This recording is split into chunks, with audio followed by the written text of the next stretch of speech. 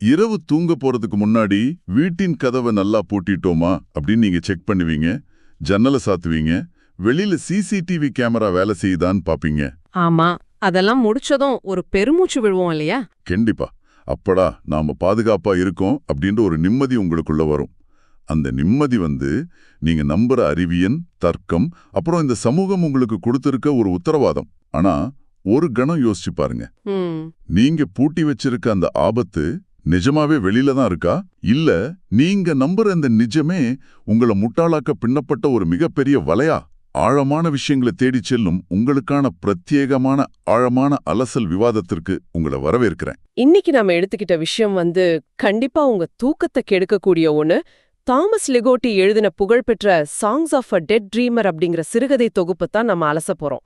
ஆமா, இந்த புத்தகத்தோட அட்டைப்படமே பாத்தீங்கன்னா ஒரு இருண்ட அரக்கர்கள் நிறைந்த மாய உலகத்தை காட்டும். ஆனா சரி, இதை கொஞ்சம் விரிவாக பார்ப்போம். இதோட முக்கிய நோக்கம் என்னன்னா, இது வெறும் ரத்தம், சத, பேய் அப்படின்னு பயமுறுத்துற சாதாரண திகில் கதைகள் கிடையாது. மனித மனதோட ஆழத்துல இருக்கிற தத்துவார்த்தமான பயங்களை அவர் எப்படி வெளிப்படுத்துறாரு அப்படிங்கிறது தான். எக்ஸாக்ட்லி. தாமஸ் லிகோட்டியோட உலகம் ரொம்பவே வித்தியாசமானது. அவரை பொறுத்த வரைக்கும் இருட்டுல ஏதோ ஒரு அரக்கம் ஒளிஞ்சிருக்கான் அப்படின்னு பயப்படுறது ஒரு குழந்தைத்தனம். அவர் காட்டுற பயமே வேற மாதிரி இருக்கும். அதாவது நாம ரொம்ப நம்புற லாஜிக்கு, நிஜம், இதெல்லாம் எவ்வளவு போலியானதுன்னு அவர் ஒவ்வொரு கதையிலும் கிழித்திருக்கிறார் இல்லையா? ஆமா ஆமா. நம்ம பாதுகாப்பா உணர்ற நம்ம வீடுகள், நம்ம நம்பிக்கைகள் எல்லாமே இந்த பிரபஞ்சத்தோட எல்லையற்ற இருள மறைக்க நாம நமக்காகவே கட்டி அமைச்ச ஒரு சின்ன காகித கோட்டை மட்டும்தான் அப்படின்னு லிகோட்டி ரொம்ப ஆணித்தரமா சொல்றாரு. அந்த காகித கோட்டை அப்படிங்கிற வார்த்தை மிகச்சரியா பொருந்தது. ஏன்னா மனிதர்களாகிய நாம எதையும் லாஜிக்கலா புரிஞ்சுக்க நினைக்கிறோம். ஆனா அறிவியலாலும் உளவியலாலும் விளக்கவே முடியாத ஒரு தூய்மையான தீமை, அதாவது ஒரு பியூர் ஈவில் கண்முன் நின்றால் என்ன நடக்கும்? அது ஒரு பயங்கரமான கேள்வி. கண்டிப்பா. இதை புரிஞ்சுக்க த ஃப்ராலிக் அப்படிங்கிற கதையை நாம எடுத்துக்கலாம். நோல்கேட் அப்படிங்கிற ஊர்ல உள்ள சிறைச்சாலையில டாக்டர் மங்க் அப்படின்னு ஒரு உளவியலாளர் இருக்காரு. அவர் ஜான் டோ அப்படிங்கிற ஒரு பேரற்ற கைதியை சந்திக்கிறார். அந்த ஜான் டோ கேரக்டர் ரொம்பவே மர்மமானது. அவனுக்கு எந்த ஒரு கடந்த கால பின்னணியும் கிடையாது. கைரேகைகள் கூட எதனுடனும் பொருந்தாது. அவ குழந்தைகளை கொடூரமா கொல்றத ஏதோ ஒரு குதூகலமான விளையாட்டு அப்படின்னு ரொம்ப சாதாரணமா சிரிச்சுக்கிட்டே சொல்றான். ஃப்ராலிக்கிங் அப்படின்னு சொல்றான். ஓ வாவ், அது கேட்கும்போதே ஒரு மாதிரி இருக்கு. டாக்டர் மங்க் இதை எப்படி அணுகுறாரு? அங்கதான் டாக்டர் மங்க் தன்னோட உளவியல் லாஜிக்க பயன்படுத்துறாரு. அவர் அவனை வெறும் ஒரு மனநோயாளி, ஒரு சைக்கோபாத் அப்படின்னு நம்புறாரு. அவனோட மூளையில ஏதோ ரசாயன மாற்றம் நடந்திருக்கணும், இல்லனா சிறுவயதுல அவனுக்கு ஏதோ அதிர்ச்சி நடந்திருக்கணும் அப்படின்னு காரணங்களை தேடுறாரு.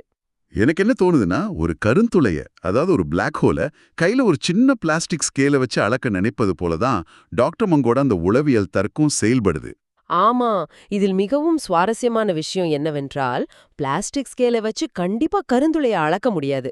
லிகோட்டியோட உலகத்துல மனிதர்களோட அறிவியல், அப்புறம் இந்த மனநல மருத்துவம் எல்லாமே பிரபஞ்சத்தோட உண்மையான பயங்கரத்தை மறைக்க நாம வச்சிருக்க ஒரு திரை மட்டும்தான். கரெக்ட். பகுத்தறிவை கொண்டு தீமையை அளக்க முயல்வது முட்டாள்தனம்னு லிகோட்டி சொல்றாரு. அது ஒரு நீல நிறத்துல பளபளக்கிற ஒரு குழந்தையோட முகம் பார்க்க ரொம்ப அமைதியா அழகா இருக்கும்.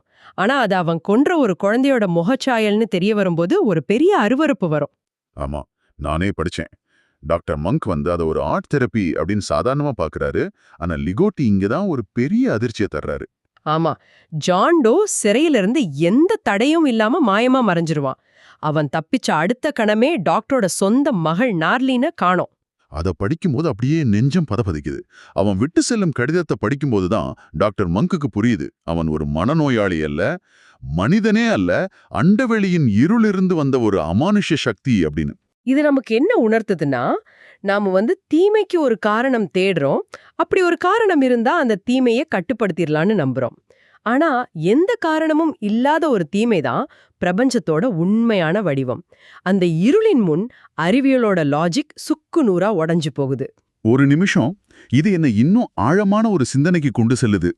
தர்க்கம் தோற்கும் இடத்திலிருந்து நாம நம்பும் நிஜம் என்பதே ஒரு மாயையா இருந்தா எப்படி இருக்கும்? இதுதான் அடுத்த கட்டம். ஆமா, ட்ரீம் ஆஃப் அ மேனிக்கின் மற்றும் ஓஸ்டெரியன் ஆகிய 2 கதைகளை நாம இணைத்து பேசலாம். முதல் கதையில ஏமி லாக்கர் அப்படிங்கிற பெண்ணோட கனவுகளை ஒரு மனநல மருத்துவர் ஆராய்கிறார். ஆமா, ஏமிக்கு வந்து ஒரு விசித்திரமான கனவு வரும். அவ ஒரு கடையில இருக்கிற உயிரற்ற பொம்மையா, அதாவது ஒரு மேனிக்கினாக மாறிடுற மாதிரியும், அந்த பொம்மை தன்னை ஒரு உயிருள்ள பெண்ணா நினைச்சு கனவு காண்ற மாதிரியும் அவ சொல்வா. இங்குதான் விஷயம் மிகவும் சுவாரஸ்யமாகிறது. இதை நான் ஒரு வீடியோ கேம் கூட ஒப்பிட விரும்புறேன். நம்ம ஒரு வீடியோ கேம் விளையாடுறத நினைச்சுக்கிட்டு இருக்கோம். ஆனா திடீர்னு நாமே வேறொருவரால இயக்கப்படும் வீடியோ கேம் கேரக்டர் தான் ஒரு என்பிசி தான்னு உணர்ந்தா எவ்வளோ பயமா இருக்கும். கண்டிப்பா. அந்த பயம்தான் அந்த கதையோட மையமே. ஏன்னா கதையோட முடிவுல ஏமி லாக்கருக்கு சிகிச்சை அளிக்கும் அந்த மருத்துவரே ஏமியோட கனவுல வாழும் ஒரு கற்பனை பாத்திரமாக, ஒரு பொம்மையா இருக்கலான்னு ஒரு அதிர்ச்சி வெளிப்படுது. நான் நிஜம் அப்படிங்கிற நம்ம நம்பிக்கைய லிகோட்டி அப்படியே உடைக்கிறார். இது ஒரு பரந்த கண்ணோட்டத்தோடு இணைத்து பார்த்தா, இந்த இடத்துல லிகோட்டி 2 கடுமையான தத்துவங்களை உள்ளே கொண்டு வராரு. ஒன்னு தெய்வீக சாடிசம், இன்னொன்னு சாலிப்சிசம். அதாவது டிவைன் மெசோசிசம் அப்புறம் சாலிப்சிசம். கொஞ்சம் விளக்கமா சொல்ல முடியுமா? கண்டிப்பா. சோலிப்சிசம் அப்படிங்கிறது இந்த உலகத்துல என் மனம் மட்டுமே உண்மையானது, மற்ற எல்லாமே என் மனதோட கற்பனை தான் அப்படின்னு நம்புற ஒரு தத்துவம். ஆனா லிகோட்டி இது அப்படியே தலைகீழா மாத்துறாரு. ஓ, எப்படி? உன் மனம் உன்னுடையதே அல்ல. இந்த பிரபஞ்சம் அப்படிங்கிறது ஒரு பெரிய உடைந்த மனம். அது தன்னைத்தானே பல துண்டுகளா உடைச்சுக்கிட்டு, ஒவ்வொரு துண்டுக்கும் ஒரு போலி நிஜத்தை கொடுத்து அதை துன்புறுத்தி ரசிக்குது. இதுதான் அந்த தெய்வீக சாடிசம். ஆவா, அப்போ நம்முடைய மனம் நம்ம கட்டுப்பாட்டுல இல்ல. பிரபஞ்சத்தோட விளையாட்டுலாம் நாமெல்லாம் வெறும் பொம்மைகள். எக்ஸாக்ட்லி. நாமெல்லாம் அந்த மேனிகின்ஸ் தான். இது அப்படியே வாஸ்டாரியன் கதையிலயும் வரும். விக்டர் கிரியன் அப்படின்னு ஒருத்தன் ஒரு அமானுஷ்ய புத்தகத்தை கண்டுபிடிக்கிறான். அந்த புத்தகம் ஒரு கனவு உலகத்தை நிஜமாக்குது. ஆமா, அவன் அந்த புத்தகத்துக்குள்ள தொலைஞ்சு போய் கடைசில ஒரு மனநல காப்பகத்துல உட்கார்ந்து வெறும் வெற்று பக்கங்களை படிச்சுக்கிட்டு இருப்பான். இது ரொம்ப டிராஜிக்கான ஒரு எண்டிங். கரெக்ட். அவனோட மனம் முழுசா உடைஞ்சிடுச்சு. அப்போ நமது மனமே ஒரு சிறை அப்படின்னா நமது உடல் என்னவாகிறது? இதுதான் என்னோட அடுத்த கேள்வி. இருளையும் மரணத்தையும் லிகோரிட்டி எப்படி ஒரு விசித்திரமான கலையா மாத்துறாரு அப்படிங்கறத நோக்கி நம்ம விவாதம் திரும்பணும். இதுக்கு drink to me only with labyrinthine eyes, அப்புறம் த கெமிஸ்ட், இந்த 2 கதைகளை நாம ஆராயணும். முதல் கதையில ஒரு ஹிப்னோட்டிஸ்ட் தன்னோட மந்திர சக்தியால ஒரு அழகிய தேவதைய மேல்தட்டு மக்களுக்கு அறிமுகப்படுத்துறான். அவங்க ஆரம்பத்துல அதை ரொம்ப வியந்து ரசிக்கிறாங்க. ஆனா கொஞ்ச நேரத்திலேயே அவங்களுக்கு போர் அடிச்சிடுது, சலிப்படைறாங்க. ஆமா, ஏன்னா அந்த மேல்தட்டு மக்களோட உளவியல் அப்படிப்பட்டது. அவங்க ரொம்ப பாதுகாப்பா இருக்காங்க. அதனால செயற்கையான ஒரு த்ரில் அவங்களுக்கு தேவைப்படுது. அழகு சீக்கிரமே சலிச்சிடும் அவங்களுக்கு. இதனால கோபமடையும் அந்த ஹிப்னோட்டிஸ்ட் அவங்களோட ஹிப்னோட்டிசத்தை உடனே கலைக்கிறான். அப்போதான் அந்த கொடூரமான நிஜம் வெளிப்படுது. அந்த தேவதை உண்மையில அழுகிக் கொண்டிருக்கும் ஒரு பிணம். அத படிக்கும்போதே ரொம்ப டிஸ்டர்பிங்கா இருக்கும். த கெமிஸ்ட் கதையிலையும் பாத்தீங்கன்னா, ஒரு ரசவாதி ரோசலே அப்படிங்கிற பெண்ணுக்கு ஒரு மர்மமான மருந்த கொடுத்து அவளை எந்த உருவமும் இல்லாத ஒரு சதை பிண்டமா உருமாத்துறான். எனவே இதற்கெல்லாம் என்ன அர்த்தம்? எனக்கு என்ன தோணுதுன்னா, நிஜமான பயங்கரங்களை எதிர்கொள்ள திராணி இல்லாம போலியான கவர்ச்சியான மாயைகளை தேடி செல்லும் இன்றைய சமூகத்தை லிகோட்டி விமர்சிக்கிறாரா? இது ஒரு முக்கியமான கேள்வியை எழுப்புகிறது. இன்னைக்கு மக்கள் மரணத்தையும் அழுகையையும் கண்டு பயப்படுறாங்க. அத மூடி மறைக்க பாக்குறாங்க. ஆனா அத ஒரு மாய திரையிட்டு ஒரு சினிமாவோவோ ஒரு கலையாவோ காட்டினா ரசிக்கிறாங்க. ஆமா, ட்ரூ கிரைம் சீரீஸ்லாம் நம்ம பாப்கார்ன் சாப்பிட்டுக்கிட்டே பாக்குறோம் இல்லையா? அதேதான். லிகோட்டியோட பார்வையில கலைஞன் என்பவன் பிரபஞ்சத்தின் கொடூரமான உண்மைகளை மனிதர்கள் உணரும்படி செய்யும் ஒரு क्रूரமான வழிகாட்டி. அந்த ஹிப்னாட்டிஸ்டும் அந்த ரசவாதியும் அந்த வேலையை தான் செய்றாங்க. ரொம்ப ஆழமான ஒரு பார்வை இது. ஆனா எனக்கு ஒரு சந்தேகம் இருக்கு. இவ்வளவு பயங்கரமான இருண்ட கதைகளை லிகோட்டி ஏன் எழுதுறார்? திகில் இலக்கியம் என்பதன் உண்மையான நோக்கம் என்ன? இதுக்கு அவர் notes on the writing of horror அப்படிங்கிற கட்டுரை கதையில விடை சொல்றாரு.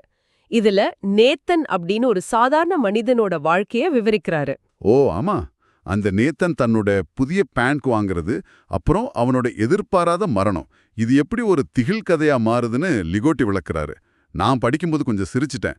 பேண்ட் வாங்குறதெல்லாம் ஒரு ஹாரர் கதையில வருதே அப்படின்னு. ஆனா அதுக்குள்ள ஒரு பெரிய தத்துவம் இருக்கு. ஒரு புது பொருள் வாங்கினா நம்ம வாழ்க்கை மாறிடும்னு நாம நம்புறோம். ஆனா நாதன் திடீர்னு செத்து போய்விறான். அவனோட அந்த புதிய பேண்ட்டை ஏற்கனவே இறந்து போன ஒருத்தனோடதுன்னு அப்புறமா தான் தெரிய வருது. ஆமா, நம்ம ஆசைகள் எவ்வளோ அற்பமானதுன்னு அது காட்டுது. இந்த கதையில அவர் ரியலிஸ்டிக், காத்திக், அப்புறம் எக்ஸ்பெரிமெண்டல் ஸ்டைல்களை பற்றி பேசிட்டு இறுதியாக கன்ஃபெஷனல் அப்படிங்கிற ஒரு முறையை அறிமுகப்படுத்துறாரு. கரெக்ட். கன்ஃபெஷனல்னா ஒரு ஒப்புதல் வாக்குமூலம். ஒரு எழுத்தாளன் இருட்டில் நின்று கொண்டு தனிமையில் கதரும் குரல் தான் உண்மையான திகில் என்று அவர் வரையறுக்கிறார். அதாவது லிகோட்டி நம்மை பயமுறுத்துவதற்காக இந்த கதைகளை எழுதல. மாறாக அவர் இந்த பிரபஞ்சத்தை பார்த்து ஆழமாக பயப்படுகிறார். அந்த பயத்தை, தனது இயலாமையை நம்மிடம் ஒப்புதல் வாக்கு மூலமாக அளிக்கிறார், இல்லையா? சரியா சொன்னீங்க. திகில் இலக்கியம் வெறும் பொழுதுபோக்கு அல்ல, அது ஒரு இருத்தலியல் தத்துவம். அதாவது எக்ஸிஸ்டென்ஷியல் பிலாசபி. மனித வாழ்க்கையோட அர்த்தமற்ற தன்மையையும் எந்த நேரத்துல வேணாலும் என்ன வேணாலும் நடக்கலாம் அப்படிங்கிற நிச்சயமற்ற தன்மையும் உணர்த்துவதுதான் லிகோட்டியோட எழுத்து. ரொம்ப அருமையா சொன்னீங்க. இன்னைக்கு நாம தாமஸ் லிகோட்டியின் songs of a dead dreamer மூலமாக பல இருண்ட பரிமாணங்களை பார்த்தோம். ஆமா, பகுத்தறிவு எங்கே தோற்கிறது, கனவுகளுக்கும் நிஜத்திற்கும் உள்ள மெல்லிய கோடு எப்படி உடையுது, அப்புறம் மரணம் எப்படி ஒரு கலையா மாறுதுன்னு எல்லாம் ரொம்ப விரிவா அலசணும். கண்டிப்பா இந்த அறிவு உங்களை சுற்றியுள்ள உலகத்தை நீங்கள் பார்க்கும் விதத்தை நிச்சயம் மாற்றும்னு நம்புறோம். இவ்ளோ நேரம் கேட்டதுக்கு ரொம்ப நன்றி. இந்த Tamil voice reads channel monetisation இல்லாம தான் நடக்குது. ஆமா, இந்த ஆடியோ புத்தகம் உங்களுக்கு பயன் தருதுன்னு நினைச்சா இந்த முயற்சி தொடர்ந்து போக உங்க ஆதரவும் மிகவும் உதவும். என்னுடைய இந்த முயற்சிக்கு நன்கொடை அளிக்க விருப்பம் இருந்தால் டிஸ்கிரிப்ஷன்ல கொடுக்கப்பட்டுள்ள UPI ID மூலம் வழங்கலாம். உங்களால் முடிந்த அளவு போதும். சிறிய ஆதரவும் பெரிய உதவிதான். இந்த வீடியோ உங்களுக்கு பயனுள்ளதாக இருந்தா சப்ஸ்கிரைப் பண்ணுங்க, மற்றவர்களுக்கும் பகிர்ந்து கொள்ளுங்கள். இந்த கருத்துக்கள் அவர்களுக்கும் தேவையாக இருக்கலாம். கண்டிப்பா லைக் பண்ணுங்க, உங்க கருத்துக்களை காமெண்ட்ல பகிருங்க. மனப்பூர்வமான நன்றி. இறுதியாக விவாதத்தை முடிக்கும் முன் உங்களிடம் ஒரு சிந்தனையை தூண்ட விரும்புகிறேன். சொல்லுங்க. இன்றிரவு நீங்கள் தூங்கி எழும்போது உங்கள் அறையை சற்று கவனமாக பாருங்கள். நீங்கள் நிஜமாகவே விழித்து விட்டீர்களா அல்லது வேறொருவரின் இருண்ட கனவுக்குள் இப்போதுதான் நுழைந்திருக்கிறீர்களா? இந்த சிந்தனையோடு இன்றைய ஆழமான அலசலை நிறைவு செய்வோம்.